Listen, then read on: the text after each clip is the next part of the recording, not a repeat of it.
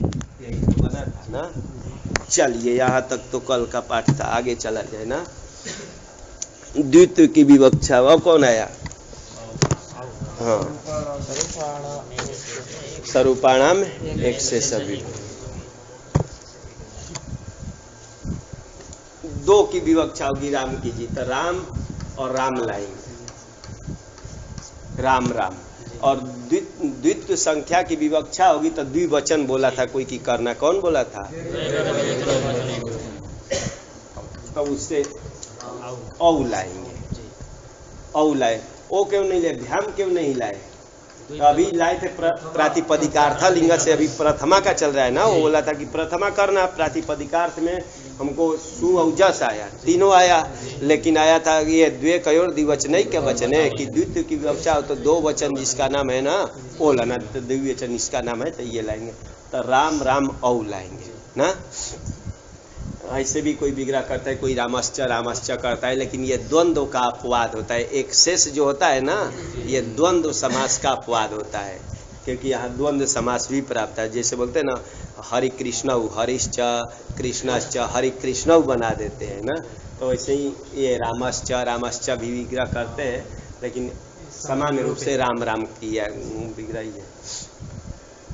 तो ये सूत्र आया जी, स्वरूपाणाम एक शेष एक विभक्तौ। स्वरूपाणाम षष्ठी का बहुवचन ना, एक शेष प्रथमांत और एक विभक्तौ, हरि का हरौ एक विभक्ति का सप्तमी में बन जाएगा ना। तीन पद है, एक विभक्तौ लिख रहे हैं ना। एक विभक्तौ यानी स्वरूपाणी एवं दृष्टानि। एक विभक्ति, कोई विभक्ति, एक विभक्ति मतलब कोई विभक्ति परे रहते ना, एक विभक्ति कोई विभक्ति परे रहते, यानी स्वरूपाणी दृष्टानि, जो समान रूप वाले देखे जाते हैं। कोई भी विभक्ति परे रहते जो समान रूप वाले देखे जाते हैं। जैसे औ परे रहते, इस राम का रूप चलाएंगे तो रामौ ही बनेगा। इसका भी अगर इस राम का भी चलाएंगे रूप, औ चाहे भ्याम चाहे 21 में से कोई भी परे हो, तो इस राम का जो रूप बनेगा वही इसका भी बनेगा ना। तो यही बोले कि जिन जिन शब्दों का ध्यान रखेंगे, यानी यानी स्वरूपाणी मतलब समान रूपाणी है जी, स्वर भाव हो जाता है, समान को स्वभाव हो जाता है, समान रूप वाले दिखाई देते हैं। तो दिखाई यहाँ नहीं देगा, मतलब पहले उसका रूप चला करके देखेंगे ना तो पता चलेगा। ऐसे नहीं कि कोई भी विभक्ति परे रहते, मतलब 21 में से कोई विभक्ति परे रहते, क्या हो कि जो समान रूप वाले दिखाई देते हैं, तेसाम तेसाम शब्दानाम क्या हो एक शेष, उसमें एक शेष रह जाता है। मतलब अन्य का क्या हो जाएगा, लोप कर देंगे, एक ही शेष रहेगा। तो इस राम का समान रूप दिखाई देता है, अतः एक शेष कर देंगे। ये क्यों बनाया गया था, दोष कहीं कहीं आता है जी। मातृ मातृ मातृ का क्या अर्थ होता है? जननी, जननी जन्म देने वाली, और इसका मापक मापने वाला, मापक मातृ, माँ धातु से मांग माने से बनाएंगे ना, त्रिच पर मातृ बन जाए। इसका मापने वाला, तेल आदि जो नापता है ना, उसका नाम भी मातृ है। ये भी यहाँ भी एक शेष होने लगेगा। अगर ये नहीं कहते यानी स्वरूपाणी दृष्टानी एक विभक्त हो, तो यहाँ भी एक शेष प्राप्त है, यहाँ करना नहीं था। ठीक, क्यों कि ध्यान रखेंगे, इसका और इसका अनुपूर्वी तो एक है। अगर कह देते कि क्या, अरे समान शब्द हो, अनुपूर्वी एक हो, उसमें क्या कर दो, एक शेष कर दो, बस यही कह देते कि जिसका समान अनुपूर्वी हो। अनुपूर्वी मतलब र आ म आ अ, इसका नाम अनुपूर्वी बोलते हैं कि क्रम से जैसे शब्द इसमें है वैसे शब्द इसमें है, उसमें क्या कर दो, एक शेष कर दो, तो यहाँ भी एक शेष होने लगता। एक जननी का वाची है, एक मापक का वाची है, मापने वाला का वाची है, यहाँ भी एक शेष होने लगता। इनमें न होवे इसलिए एक सूत्र ऐसा बनाया गया। ठीक, कि कोई भी भक्ति परे रहते जो समान रूप वाले देखे गए हो, उसी में क्या करना, एक शेष करना। ठीक, तो इनमें कोई विभक्ति का मतलब ये नहीं करेंगे, कोई विभक्ति करेंगे ना तो इसका प्रायः इसका दोनों का एक ही समान चलता है, 4 जगह सिर्फ अंतर होता है। इस मातृ का चलता है माता, मातरौ मातरः, आगे मातरम मातरौ, बस इतना ही, इतना तो इसका चला है। और इसका चलाएंगे तो माता, मातारौ मातारः, मातारम मातारौ, ये इतना में थोड़ा अंतर आ गया। अन्यत्र तो वहां मान ली स्त्रीलिंग होने से यहाँ अरे मातृ ही बनेगा, इसका मातृन बनेगा। आगे मातृभ्याम आदि में तो सबका दोनों का समान ही है, ध्यान रखेंगे। इनका रूप क्या है, समान है। तो देखिए मातृ धन भ्याम, मातृ धन भ्याम लाएंगे तो करें क्या अर्थ किया कि कोई भी विभक्ति परे रहते जो समान रूप है, तो कोई विभक्ति से भ्याम ले लेंगे, भ्याम में तो दोनों का समान है, कोई भी विभक्ति बोलेंगे तो ये तो दोनों का समान है, उसमें एक शेष कर दो तो यहाँ भी होने लगेगा।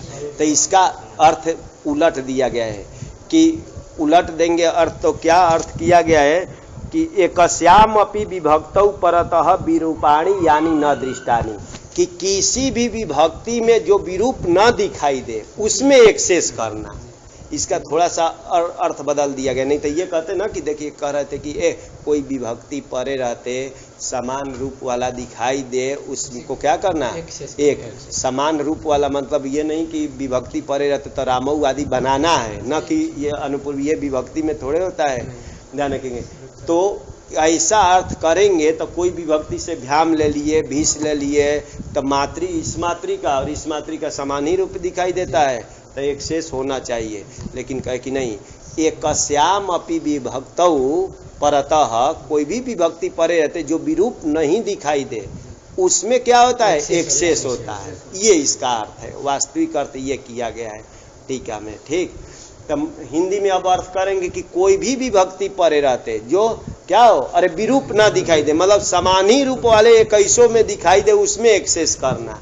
तो इसमें होगा कि नहीं, नहीं होगा। ध्यान देखिए कि औ आदि परे रहते, इसका बनता है मातारौ, इसका मातरौ बनता है, तो विरूप हो गया ना।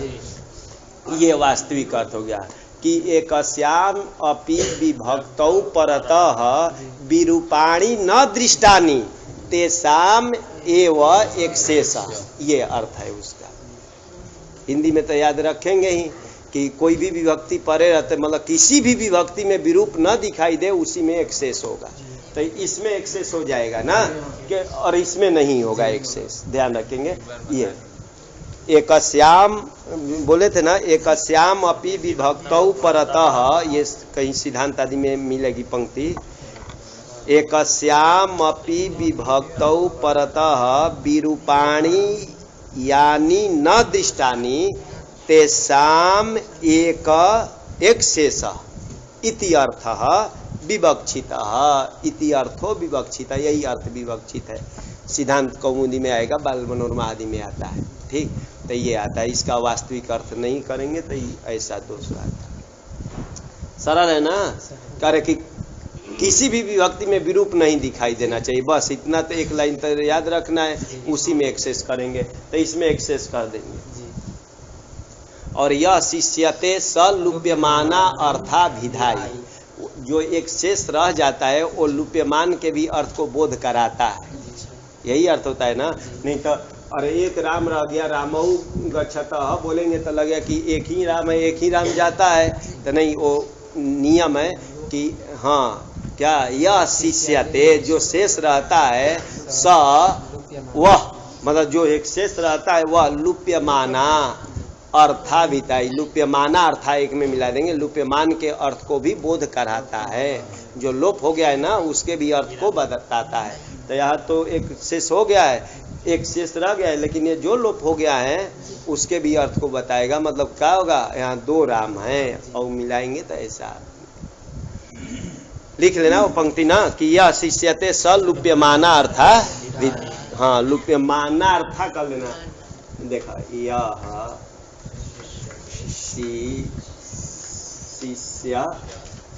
शिष्यते स लुप्य, हाँ जहाँ लिखने की स्थिति होगी तो बोलना भैया लुप्यमाना अर्था अभिधाई था, यहाँ भी कर सकते हैं वैसे विधाई, नहीं भी देंगे तो चलेगा। अर्थ अभिधाई, अर्थ का अभिधाई मतलब बोधन कराता है। यह शिष्यते सलुप्यमाना अर्थाभिधाई, सब में बिंदी नहीं है ना, समझिए। अब संधि पढ़ ली है कि क्यों नहीं बिंदु हुआ, किससे लोप हो गया? ये तत्तदो सुलोपो कोर नए समासे हली, सब वो लगता है ना, पाद की पूर्ति वाला थोड़े लगेगा, वो तो श्लोक जब बनाएंगे तब लगेगा, वो नहीं। ये तत्तदो सुलोपो कोर नए समासे हली से यहाँ लोप हो गया है, यहाँ लोप नहीं होगा, ये तत्तद नहीं है। और इसको देकर वह सरी लगा सकते हैं ना, तो वो सब अपने से पढ़िए कि क्या होता है। यो नहीं बनेगा ना, यो नहीं बनेगा, हंसी चादी नहीं लगेगा, हंस उस नहीं है। तो ये सब संधि देख करके अपने से अर्थ सही है ना, कि जो शेष रहता है वह ना, समझ वह ना, कि जो शेष ये रह गया वह लुप्यमाना, लोप होने वाले का भी अर्थ का अभिधाई मतलब बोध कराता है। अभिधान मतलब कथन करना ना, अभिधाई बन गया है इनंत। चल इस स्थिति में अब संधि की जाए ना, राम औ कौन सी संधि प्राप्त है? वृद्धि रचि से वृद्धि प्राप्त है। और कुछ प्राप्त है संधि में? देखिए कोई और प्राप्त है? हैं आदगुणत का तो वो अपवाद हो गया, अपवाद उसको छोड़िए। सिर्फ वृद्धि रचि से क्या प्राप्त है? वृद्धि प्राप्त है। चला जाए आगे देखते हैं। प्रथमयो हो पूर्व सवर्ण, प्रथमयो हो कहाँ का है? षष्ठी का द्विवचन पूर्व सवर्ण हो जाएगा। हाँ ये प्रथमा एक वचन। रमा, रमा शब्द का रमयोहो कहाँ बनता है? हाँ षष्ठी के द्विवचन सप्तमी के रमयोहो बना है ना, तो रमयोहो बनता है। यहाँ क्या स्थिति थी कि रमयो जैसे बना रहे वैसे देखा रमा, आप लोग एक दो रूप याद रखे होंगे, रमा रमा उस, ये इसलिए लिखा कि यहाँ भी वही लगेंगे। यहाँ स्वरूपाणा में एक्सेस विभक्त लग जाएगा ना, कि हाँ कि समान, ये भी और ये भी क्या है? समान, मतलब किसी भी विभक्ति में इसका विरूपता नहीं दिखाई देता है ना, तो इसमें एक्सेस किया गया है। तो रामा ओस रखे थे और इसी में किसी सूत्र से एक करके मिला दिए थे ना, ओसी चारी नहीं लगेगा, आंगी चापा आगी, वो हमारे कहने का मतलब रामा रामा ओस था। वैसे ही आया प्रथमयो हो, प्रथमयो हो आया है यहाँ। प्रथमयो षष्ठी का क्या है? द्विवचन, इसके समान दिखा। तो यहाँ क्या क्या शब्द मिल करके प्रथमयो बना है? प्रथमा, प्रथमा, प्रथमा और प्रथमा, दो प्रथमा प्रथमा है, तभी तो बनेगा ना। जैसे रमा रमा का रमयो बनता है। प्रथमा किसका नाम है? अरे सुऔजसिति प्रथमा, याद रखिए। तो ये प्रथमयो हो गया, दो प्रथमा को, यही होगा ना यहाँ। अरे रमयो हो फलानी संति, तो दो रमा के लिए का ये फल है, ऐसे करेंगे। साटिका संति, तो दो रमा का ये क्या है? साटिका है। तो वैसे ही प्रथमयो षष्ठी का द्विवचन है, तो दो प्रथमा को करना है। तो एक प्रथमा तो हमारा क्या है? सुऔजस है, सुऔजस। अब ये प्रथमा से क्या लिया जाए?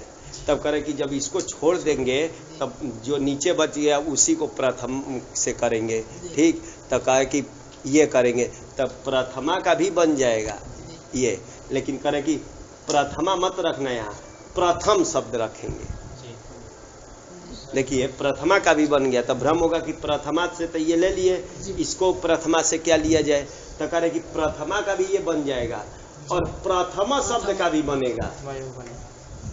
ध्यान दीजिए, प्रथमा का जैसे राम, राम का क्या बनता है? रामयो। तो रामयोहो में क्या करेंगे? राम ओस, इसी का रमयोहो बनाए थे, अभी रमयोहो तो रूप चला लिए। तो वैसे ही यहाँ प्रथमा का भी लाएंगे तो प्रथमयोहो बनेगा, और प्रथमा का भी लाएंगे तो प्रथमयोहो बनेगा। क्या माना जाए? तो कह रहे ये मत मानना, ये मानेंगे तो ये प्रथमा से कभी द्वितीय नहीं ले जाएगी, ये प्रथम का मानेंगे कि प्रथम का क्या करेंगे? प्रथम और ओस, प्रथम ओस लाएंगे ना तो प्रथमयोहो बन जाएगा, ठीक। तो इसका होगा दो प्रथम को, तो दो प्रथम, तब पहले तो प्रथम देखेंगे सु और जस में प्रथम तो ये हो जाएगा जी, प्रथम से ये हो जाएगा। अब ये हटाएंगे तब प्रथम कौन बचेगा, नीचे वाला बचता है अम और सस, तो उसको लिया गया है। थोड़ा सा इसका वो लगता है कि कैसे ये द्वितीया को पकड़ लिए, तो यही है प्रथम प्रथम दो मिलाएंगे, पहला प्रथम से तो आ गया हमारा सु और जस, और बाकी जो बचा अब उसमें प्रथम देखेंगे कौन आएगा, तो अम और सस आता है ना। तो उसका अर्थ प्रथमयो के हो गया, अर्थ क्या, प्रथमा द्वितीयो हो, ये अर्थ कर दिया गया है, समझे रहिएगा। प्रथमयो का अर्थ हो गया प्रथमा द्वितीयो, मतलब प्रथमा संबंधी और द्वितीया संबंधी। चले वृत्ति देखें, ज्यादा उस पे करने पर फिर भ्रम होगा नए लड़के को। अकह प्रथमा द्वितीयो रचि, अक से पंचमी है जी, अक से प्रथमा और द्वितीया संबंधी अचि परे, परे जोड़ लेंगे, अच परे रहते। तो देखिए ये अक में आता है ना, उससे प्रथमा अथवा द्वितीया संबंधी अच परे रहते। ये प्रथमा संबंधी है कि द्वितीया संबंधी है? द्वितीया नहीं है, द्वितीया तो नाम किसका होता है, अम और सस इति द्वितीया, ये द्वितीया नहीं है, ये द्विवचन नाम है, थोड़ा सा भ्रम मत कीजिए। इसका नाम है सु और जस, तो ध्यान रखिए। तो इस ये कहाँ सूत्र लगेगा, तो इसलिए बताते स औ अस बचता है इसका, और नीचे क्या बचता है, अम औट, और का औ रहेगा अस। तो ये इसको पकड़ रहा है जी, इन पांच को पकड़ रहे हैं कि अक से, अक में तो पांच आता है ना, वो तो जानते हैं, अब आपको ये नहीं प्रत्याहार नहीं बताएंगे कि क्या आता है। अक से प्रथमा संबंधी अच, तो प्रथमा संबंधी देखिए ये है और ये है, और द्वितीय संबंधी ये है अम औ अस, अरे अम और सस का ये बचता है, यही पांच का नाम है प्रथमा द्वितीय संबंधी अच, समझे रहेंगे ना। ये परे रहते हैं, पूर्व परयो हो, पूर्व सवर्ण दीर्घ, पूर्व परयो, एक पूर्व परयो के अधिकार में कि दोनों के स्थान में क्या करना, पूर्व सवर्ण दीर्घ का आदेश करना। देखिए यहाँ घटा रहे हैं कि अक, अक में ये अभी आता है ना, अक से प्रथमा अथवा द्वितीय संबंधी अच हो, तो ये प्रथमा संबंधी अच है, ऐसे परे रहते दोनों के स्थान में, इसके ये अ के स्थान में और ये औ के स्थान, दोनों के स्थान में क्या करना, पूर्व सवर्ण दीर्घ का आदेश कर दो। तब पूर्व सवर्ण दीर्घ करना है, तब पूर्व में क्या है, इसमें अ और औ में अ है, तो इसी का सवर्णी एक दीर्घ आदेश कर दो, मतलब इसको हटा दो, इन दोनों को हटाकर इसका सवर्णी कर देंगे दीर्घ, तो रामा बनने जा रहा है, ये बनेगा ना। सूत्र सरल है कि अक से प्रथमा अथवा द्वितीय संबंधी अच परे रहते, दोनों को हटा करके पूर्व में जो है अ है उसका सवर्ण संज्ञक दीर्घ का आदेश कर दो, तो आ रामा बनने जा रहा है। ध्यान रखिए, रामा बनने जा रहा था, इति प्राप्त लिखा है ना, इति प्राप्त, ये सूत्र यहाँ प्राप्त हो गया। तब आया नादीची, न आतीची है, न आत इची, न अव्यय पर आत, अ का आत कहाँ बन जाएगा, आत आत, रामात रामात दो बनाए थे ना, तो आत बन गया है, और इच का इची सप्तमी ना, यही तीन पद है जी। अवर्ण से इच परे अत न हो, अब क्या ना हो, इस सूत्र का यही होगा ना। देखिए आत का होता है पंचमी का परे, और ये इससे और ये पर रहते, तो इसका हो गया आत का मतलब अवर्ण से, अवर्ण से इच परे रहते न हो, क्या ना हो, तो पूर्व सवर्ण दीर्घ की अनुवृत्ति लाए कि पूर्व सवर्ण दीर्घ न हो, यही तो लिखे आदिची न पूर्व सवर्ण दीर्घ, यही लिख रहे हैं जी। अवर्णात इची परे पूर्व सवर्ण दीर्घो न भवति न स्यात्, हिंदी में अर्थ निकल आएगा कुछ ना, बोला क्या निकलेगा, इच में कितना आता है, 8 आता है, अ को छोड़ करके सभी अचाते हैं ना, तो अवर्ण से इच परे रहते, हाँ पूर्व सवर्ण दीर्घ न हो, ये किसको निषेध कर रहा है, कि प्रथमे पूर्व सवर्ण का, ये नहीं बोल रहा है कि दीर्घ ना हो, मतलब उसका ये क्या हो गया, बाधक हो गया। तो देखिए ये अवर्ण से इच में आता है ना, तब पूर्व सवर्ण दीर्घ का निषेध कर दिया। तब क्या करें, वृद्धि रेचि से वृद्धि कर देता हूँ, तो रामऊ बन जाएगा, रामऊ बन जाएगा ना, ये बनाए रामऊ बन जाएगा, तब वृद्धि रेचि रामऊ बन जाएगा ना। चलिए राम राम, अब बहुवचन लाने की इच्छा है जी, तो राम राम राम करेंगे ना, तब सूत्र आया बहुसु बहुवचनम। बहुसु सप्तमी का ना, बहुसु सप्तमी का बहुवचन है और बहुवचनम प्रथमा का एक वचन। बहुत विवक्षायाम बहुवचनम स्यात्, बहुत्व की विवक्षा हो, बहुत्व संख्या को बोलते हैं ना, एकत्व द्वित्व त्रित्व आदि, तो यही संख्या में, तो बहुत्व संख्या की विवक्षा हो तो क्या करना, बहुवचन जिसका नाम है वो करना। तो ये विधि सूत्र है, ये संज्ञा सूत्र नहीं है। बहुवचन संज्ञा करने वाला तो वही है, एक वचन द्विवचन बहुवचन संज्ञा करने वाला तो सुपही है जी। ये विधि सूत्र है ना, विधान कर रहे हैं कि बहुत्व संख्या की विवक्षा हो तो क्या करना, जिसका नाम बहुवचन है वो करना। तो यहाँ कौन लाएंगे, जस लाएंगे, क्योंकि अभी तो वो कर दिया प्रातिपदिकार्थ से लाए थे, सु और जस लाए थे। अब यहाँ क्या किया जाए, राम राम, इसमें तो कहा कि नहीं, बहुत संख्या की विवक्षा हो तो क्या करना, बहुवचन करना। तो बहुवचन जिसका नाम है, जस का नाम है जिसमें तीनों में से, तो जस लाएंगे। तीन ही राम नहीं रख सकते, हजारों रख सकते, इधर राम राम राम राम इतने रख सके। बहुत मतलब तीन ही नहीं होता है, तीन से अधिक जितने होते हैं सब बहुत में आ जाता है ना। तो इतने लाए, इतने लाने पर जस में पहले इनमें से एक्सेस कर लिया जाए। किसे, स्वरूपाड़ा में एक्सेस विभक्त बोलता है ना, ये सभी राम का क्या है, समान रूप वाले हैं, मतलब किसी का किसी विभक्ति में विरूप नहीं चलता है, तो एक्सेस कर दिया जाए। और जो शेष रहता है वो लुप्यमान के अर्थ का भी क्या बोध कराता है, ज्ञान कराता है। राम जस रह गया ना। सूत्र आया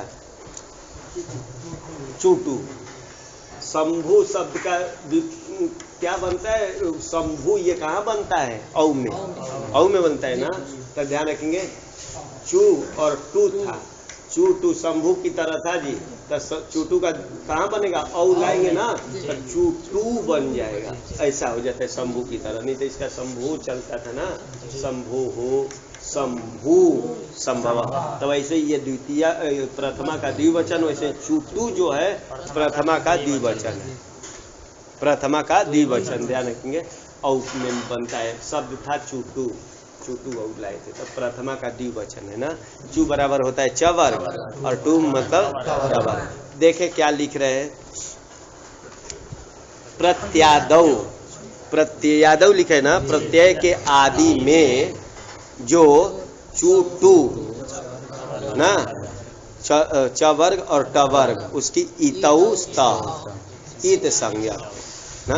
तो आद्यौ जो लिखा है वो कहाँ का रूप है, प्रत्यय आद्यौ, हाँ सप्तमी का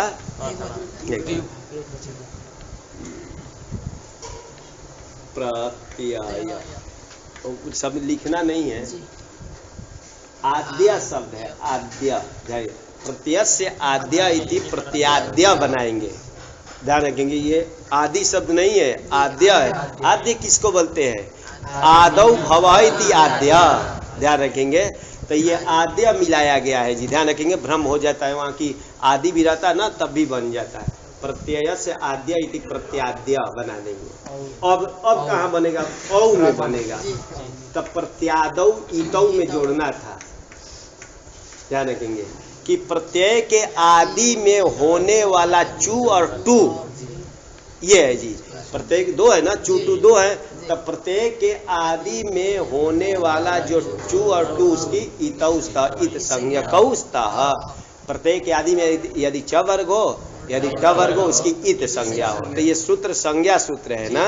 कौन सा संज्ञा करता है, तो चलिए इत संज्ञा किया। तो इसमें ये प्रत्यय है क्या, हाँ, कौन प्रत्यय इसको नाम रखा है ना, प्रत्यय ही ना, प्रत्यय के अधिकार में है ना ये सब। स्वजस जो है वो नहीं प्रत्यय कहता है कि वो, उस प्रत्यय के अधिकार में होने से इसको प्रत्यय कहा जाता है। और ये प्रत्यय के आदि में ये क्या है, च वर्ग है, चू आता है ना, च वर्ग में आता है, तो इसकी इत संज्ञा कर दिया। इस संज्ञा का फल क्या होगा, तस् से लोप से लोप। और बोलता है ना, जिसका नाम ईत हो उसको क्या कर दो, लोप कर दो। तो इसका लोप करेंगे, ज को ही सिर्फ ना, आकार तो रखेंगे, अस, ये रह गया, ये रह जाएगा ना।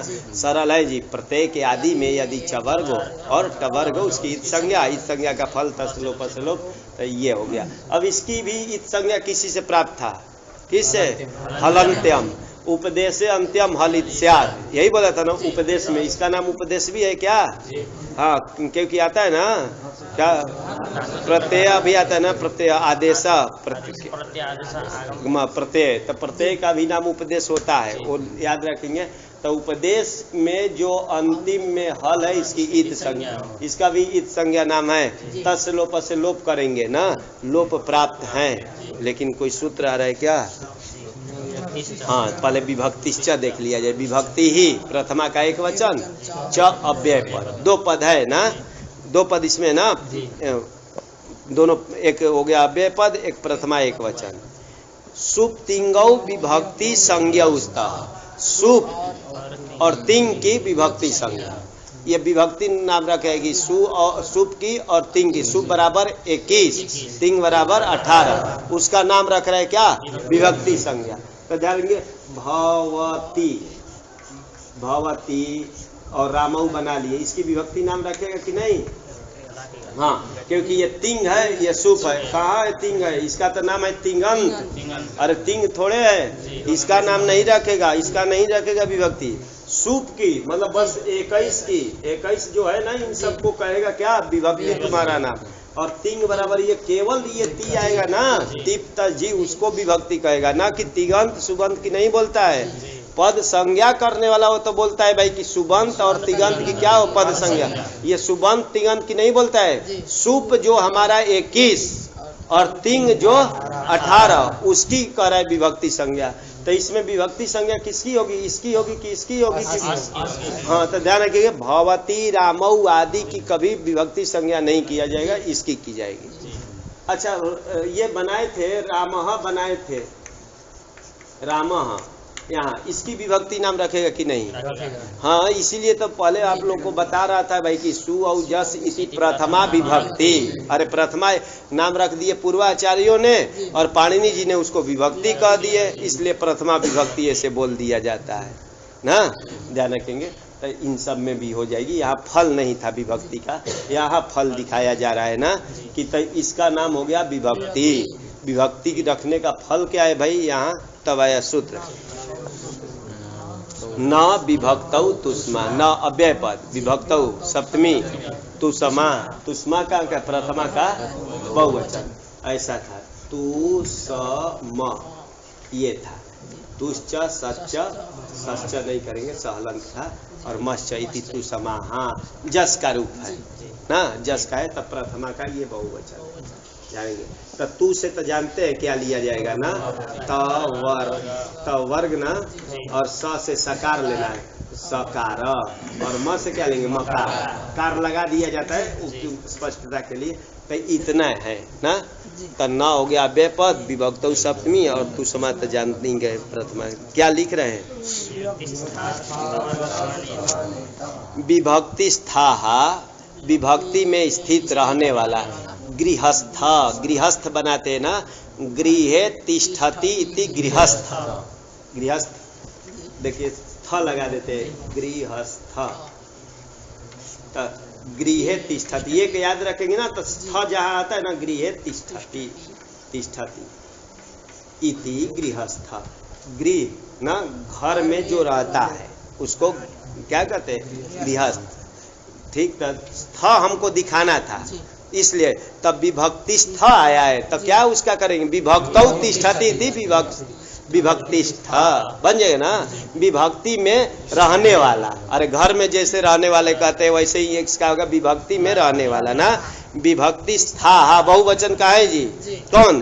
तवर्ग स मा की विभक्ति में स्थित, विभक्ति में रहने वाला तवर्ग, सकार और मकार, इनका न इतः, इसकी इत संज्ञा न भवंती, न भवंती कर देंगे, बहुवचन है तो न स्यु हो जोड़ना होगा ना, तो इतः बहुवचन, इतः बनता है ना, तो बहुवचन का है। सबको देखकर कि विभक्ति में स्थित जो तवर्ग, विभक्ति में स्थित सकार, विभक्ति में स्थित मकार, उसकी इत संज्ञा न भवती ना, तो इत संज्ञा न भवती, तो इसमें इसका नाम विभक्ति, विभक्ति में स्थित सकार है, इसकी इत संज्ञा का निषेध कर दिया ना।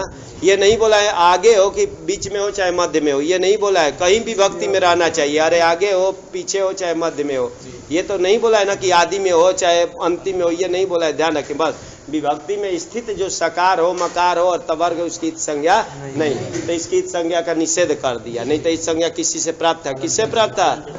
अरे याद रखे भाई, हलंत्यम से प्राप्त था ना, तो ये निषेध कर दिया, तो नहीं करेंगे।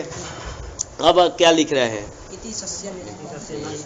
इति सस्य न इत्वम, मतलब इस सूत्र से क्या हो गया, सकार की जो इत संज्ञा प्राप्त है उसको न इत्वम, इत संज्ञा नहीं होगी।